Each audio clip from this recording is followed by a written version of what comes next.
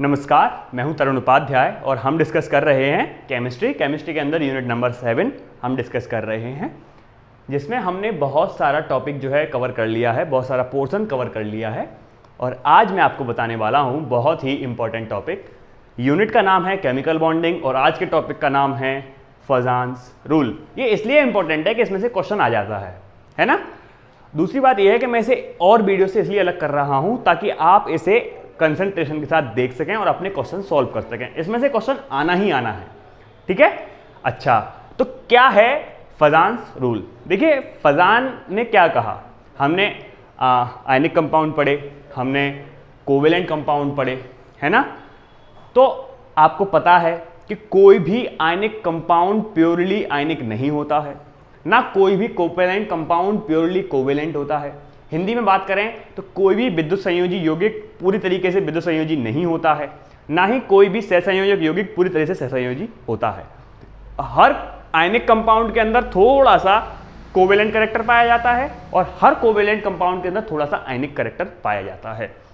हिंदी में बात करें तो हर विद्युत संयोजी यौगिक के अंदर थोड़ा सा सहसंयोजक यौगिक का प्रकृति पाई जाती है और हर विद्युत संयोजी यौगिक के अंदर थोड़ी सी सहसंयोजक यौगिक की पाई जाती है, ठीक है। तो फजान्स ने क्या बताया? फजान्स ने बताया कि हर आयनिक कंपाउंड के अंदर कितना कोवेलेंट कैरेक्टर है। याद रखना, उल्टा ना हो जाए। इन्होंने बताया है आयनिक कंपाउंड के अंदर कितना, आयनिक कंपाउंड में कोवेलेंट कैरेक्टर को याद रखेंगे। आयनिक कंपाउंड में कोवेलेंट कैरेक्टर को किसने बताया है? फजान्स ने। क्लियर है? तो देखो, सबसे पहले आपको पता होना चाहिए क्या पोलराइजेशन। पोलराइजेशन क्या होता है?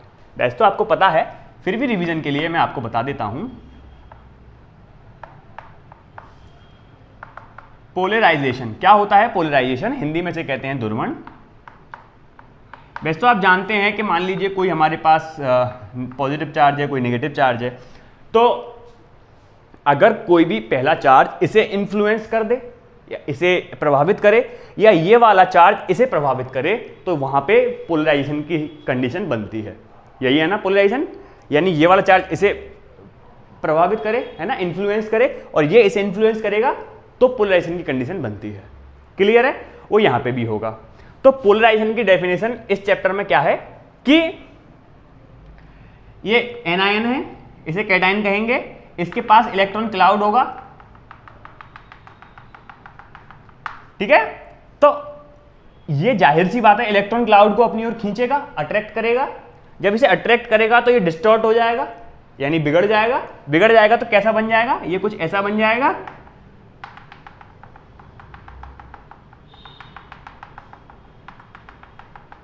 ऐसा बन जाएगा, कुछ खिसक के इधर आ जाएगा।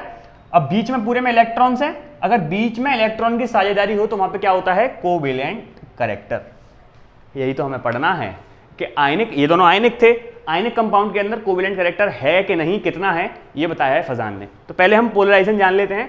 अगर आप डेफिनेशन की बात करें तो क्या हो जाएगी? ये हो जाएगा अट्रैक्शन और डिस्टॉर्शन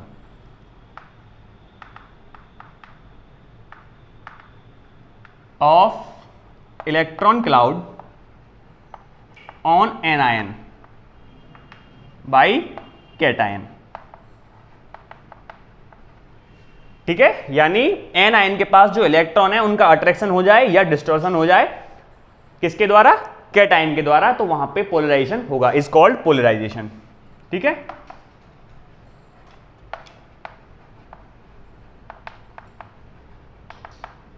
हिंदी में बात करें तो धन आवेश द्वारा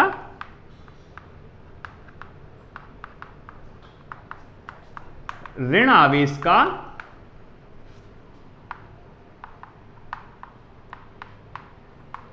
इलेक्ट्रॉन क्लाउड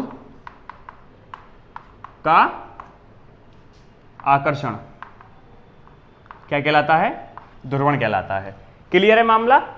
क्लियर है? अच्छा, अब आपको एक चीज और समझ लेनी चाहिए। ये यहां पे जो कैटायन है ये इसको खींच रहा है, तो इसके अंदर पावर होगी, यानी इसे कहेंगे पोलराइजिंग पावर। क्या कहेंगे? पोलराइजिंग पावर, और ये हो रहा है, ये डिस्टॉर्ट हो रहा है, इसकी तरफ अट्रैक्ट हो रहा है, तो ये इसकी एबिलिटी हो गई। तो इसे क्या कहेंगे? पोलराइजेबिलिटी।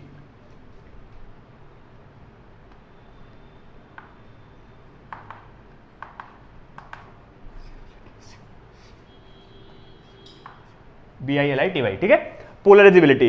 ठीक है, तो ये हो गई पोलराइजिंग पावर और ये हो गई पोलराइजेबिलिटी। ठीक है, ये एबिलिटी हो गई।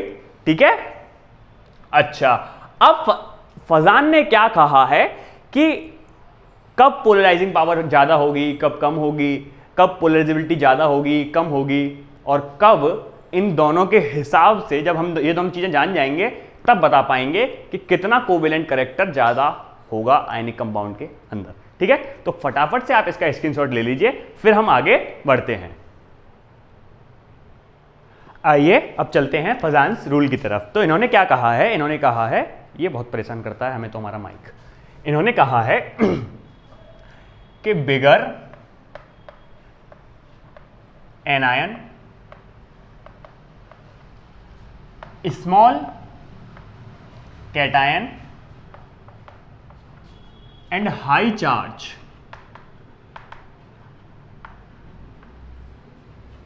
ऑन कैटायन और एनायन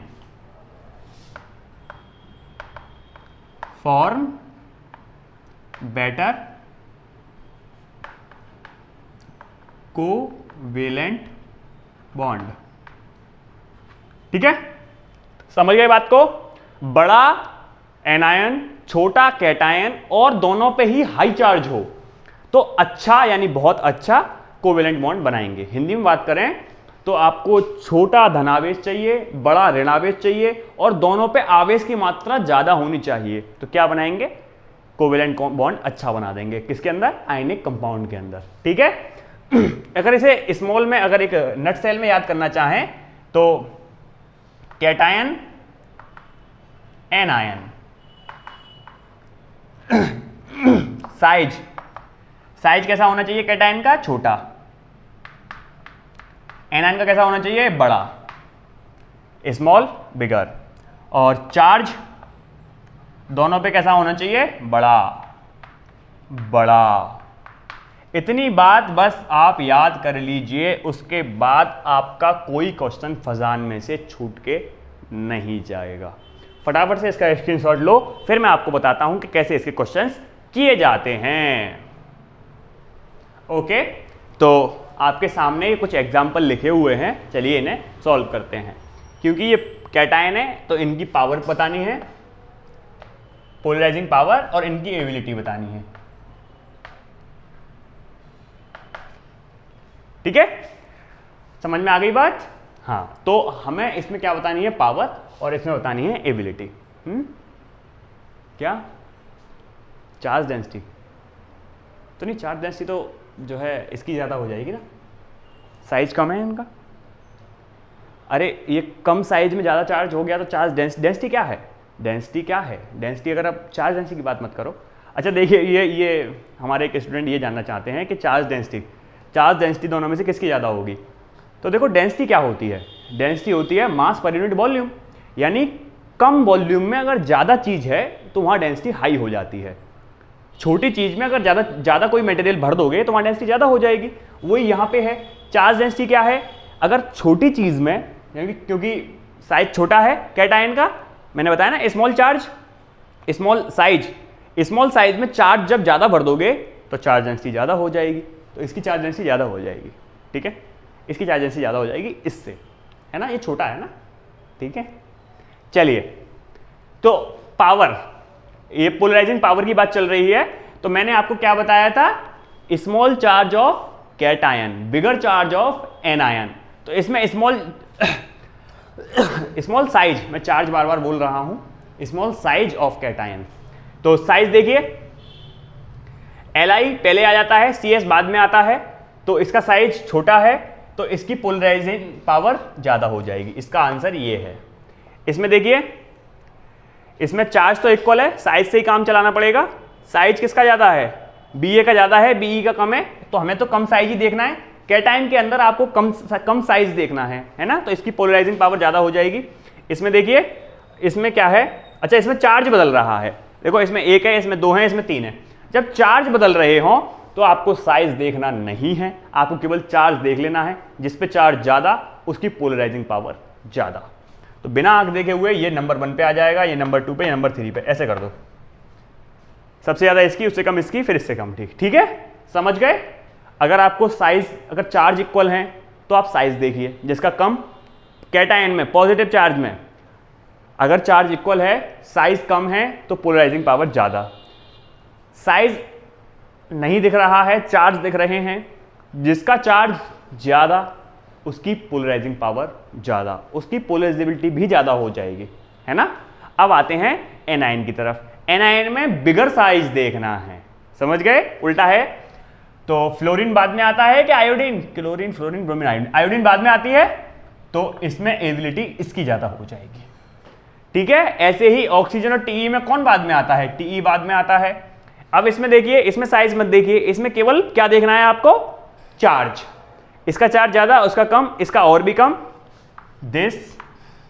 तो ये हो गया किसका एग्जाम्पल, पोलराइजिंग पावर और पोलराइजिंग एबिलिटी। अगर ये आप निकालना सीख गए हैं तो आप चुटकियों में बता देंगे कि कौन से कंपाउंड के अंदर कोवेलेंट कैरेक्टर ज़्यादा है।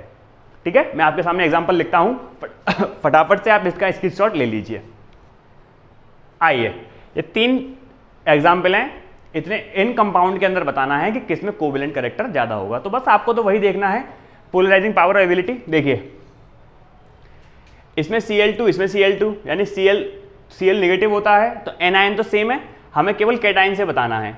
तो यहाँ आ जाएगा +2, यहाँ पे भी +2, Be के पास ये हो जाएगा ना, Be+2, Ba+2।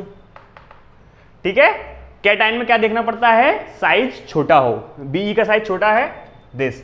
तो इस कंपाउंड के अंदर कोवेलेंट कैरेक्टर ज़्यादा होगा। ठीक है, आइए अब इस पे चलते हैं। इसमें Cl बदल रहा है, तो क्या हो जाएगा, Na पे प्लस, Mg पे 2+ और Al पे 3+। तो ये तो आंख बंद करके आपको आंसर दिख रहा होगा कि जिस पे चार्ज ज़्यादा उसकी पावर ज़्यादा। तो इसमें इसके पास कोवेलेंट कैरेक्टर सबसे ज़्यादा होगा, फिर इसके पास, फिर इसके पास। इसको देखिए, LiF, Li दिख रहा है, आपको दिख रहा है, ठीक है। LiF और Li है ना। अब इसमें क्या करना है, इसमें Li इक्वल है, तो F और I देखिए, F माइनस और I माइनस, सॉरी माइनस। ठीक है, अब एनायन में क्या देखना पड़ता है, बिगर साइज। कैटायन में छोटा साइज और एनायन में बड़ा साइज। इन दोनों बड़ा किसका है, जाहिर सी बात है आयोडीन का बड़ा है, तो इसमें कोवेलेंट कैरेक्टर ज़्यादा होगा। समझ गए बात को, फजान रूल लगाना समझ गए, ये सब फजान रूल से हुए हैं, समझ गए। फजान रूल को लगाना बहुत इजी है, बस आपको 3 बातें याद रखनी है, छोटा कैटायन, बड़ा एनायन और चार्ज हाई, इतनी सी बात है। तो आज के लिए इतना ही, आज हमने डिस्कस किया है फजान रूल को। मिलते हैं नेक्स्ट वीडियो में, प्लीज़ चैनल को सब्सक्राइब कर लीजिएगा, this is the humble request to you, और फैला दीजिएगा अपने दोस्तों के साथ, फैमिली मेम्बर्स के साथ। हम रेगुलर टेस्ट सीरीज़ लेते रहते हैं संडे को, वहाँ आप आ सकते हैं हर संडे को। आपने ग्रुप ज्वाइन नहीं किया है तो प्लीज़ ग्रुप को ज्वाइन कर लीजिएगा, वहाँ डिस्कशन चलता रहता है। आज के लिए इतना ही, मैं तरुण उपाध्याय, मिलते हैं नेक्स्ट वीडियो में, गुड बाय।